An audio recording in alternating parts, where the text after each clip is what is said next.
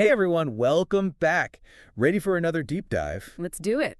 Okay, so today we're getting into something, well, kind of personal. We're talking about ADHD and how it, shows up in the bedroom or not, as the case may be. Yeah, it's a topic that often gets swept under the rug, but it's important to talk about. There are a lot of misconceptions out there. Exactly. And we actually found this really fascinating article that unpacks it all, how ADHD can impact sex and relationships. Get ready for some surprises. We definitely had a few, didn't know that, moments Oh, while prepping. it's true. The research really digs deep. Okay, so first things first, can we just address the, big myth in the room? You know, the whole idea that if you have ADHD, you must have a super high sex drive. Right, right. Like it's just a given. Yeah. Is there any truth to that, or is it way more nuanced? It's definitely more nuanced. Okay, so there's this term hypersexuality, which is recognized as a potential aspect of ADHD, but, and this is important, it doesn't affect everyone with ADHD. Okay, so hold on. Before we go any further, can we define hypersexuality? I mean, I have an idea, but I'm guessing it's more than just, wanting sex a lot, right? You're right, it's way more than just frequency. We're talking about a whole range of behaviors, things like engaging in risky sexual behavior, having issues with porn that feel out of control. Some researchers even call it compulsive sexual behavior disorder. It can get complicated. Whoa, okay, so it's not just about how often, it's the behaviors themselves that can become a problem. Exactly. That's a really important distinction. And get this, studies are now suggesting there might actually be a link between how severe someone's ADHD symptoms are and how severe their hypersexual tendencies are. Oh, wow. So the more intense the ADHD, the more intense the hypersexuality might be. It seems that way, at least according to the research so far. And here's another thing, it's not just a guy thing either. We're seeing similar patterns in women with ADHD too. Interesting. I feel like that's a stereotype that gets thrown around a lot. It really does. Like, oh, it's just guys with ADHD who, you know. But it sounds like that's not the whole picture at all. Nope, not even close. And this is where it gets even more interesting. There was a study done on college students, and they found that those with stronger ADHD symptoms were more likely to, for example, not use contraception consistently, have sex when they'd been drinking, even pursue those impulsive hookups. Oh, wow. Yeah, that definitely highlights how impulsivity, which is like a core ADHD thing, can really play out in risky sexual behavior. It's kind of a wake-up call, like self-awareness and having healthy coping mechanisms are so important for anyone dealing with this. 100%. Mhm. And just to be clear, we're talking about correlations here, not saying one thing directly causes the other, but still, it's something to pay attention to. For sure.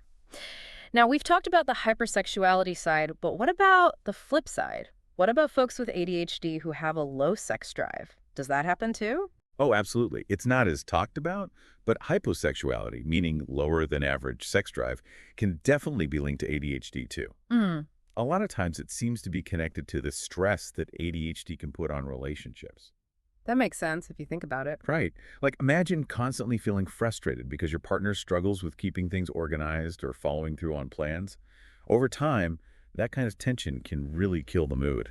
No kidding. Who wants to be intimate when you're constantly feeling resentful or annoyed? Exactly. And this is where those executive function challenges we hear so much about with ADHD really come into play. Remember, that's all about planning, organizing, managing time stuff that can be really tough for people with ADHD.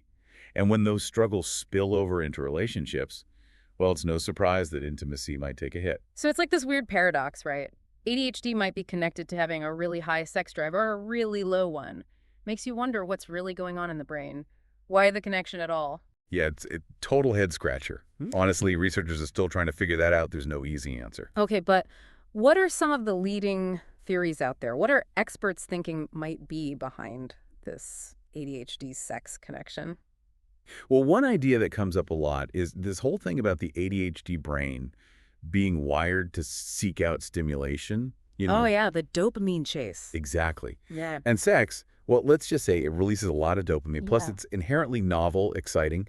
So for someone with ADHD who craves that dopamine hit, it could be kind of like self-medicating in a way. That makes a lot of sense. It's like their brain is saying, more of this, please. Right. And it kind of ties into another theory that focuses on escapism.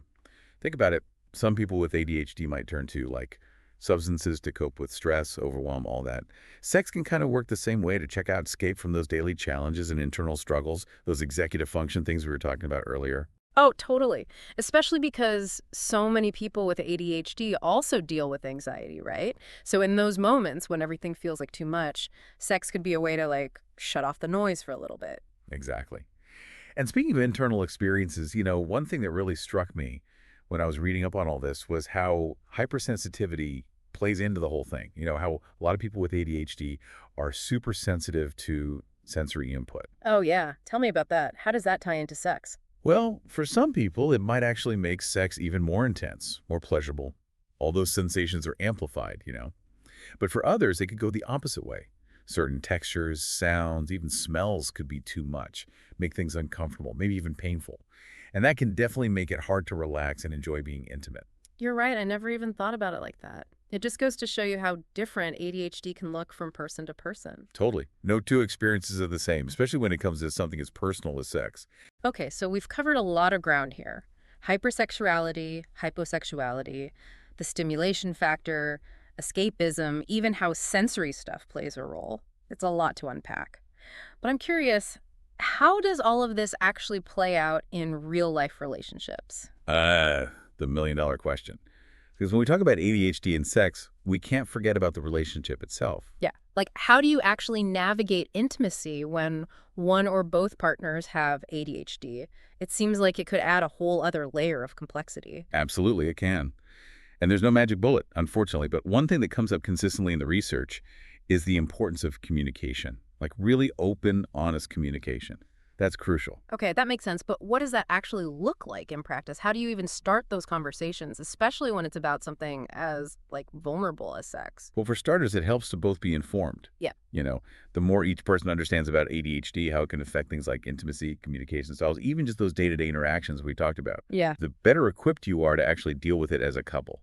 So it's like knowledge is power. Exactly. It gives you a common language, a starting point. Yeah. And from there, you can start having those honest conversations about what's working, what's not working, what each of you needs to feel loved and connected. That's huge. And our article actually had some really practical tips for couples dealing with this stuff. Like for the person with ADHD, it talked about things like really sticking to your medication routine if you have one, playing to your strengths and the relationship we all have them, and even just being mindful of distractions in the bedroom, like put your phone away, create a space where you can actually be present. All great strategies. And for the partner without ADHD, it's so important to set healthy boundaries. Remember that those ADHD-related behaviors aren't always intentional or personal. And get this, the article actually talked about scheduling sex. Scheduling sex.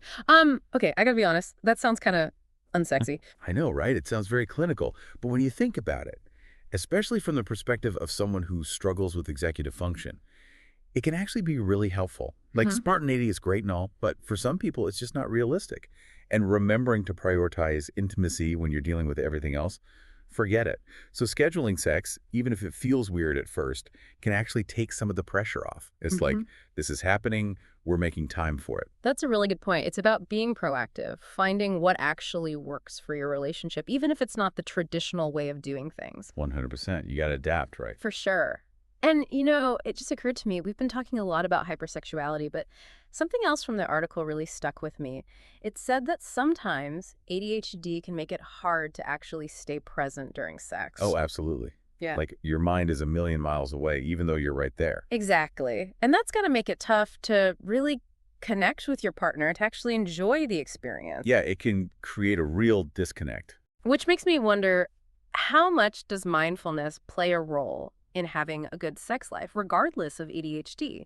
Like being present in those moments, tuning into your body, your partner, that's got to be huge for everyone, right? I think that's a great takeaway for everyone listening. Mindfulness, both in and out of the bedroom, can be a game changer when it comes to intimacy. Love that.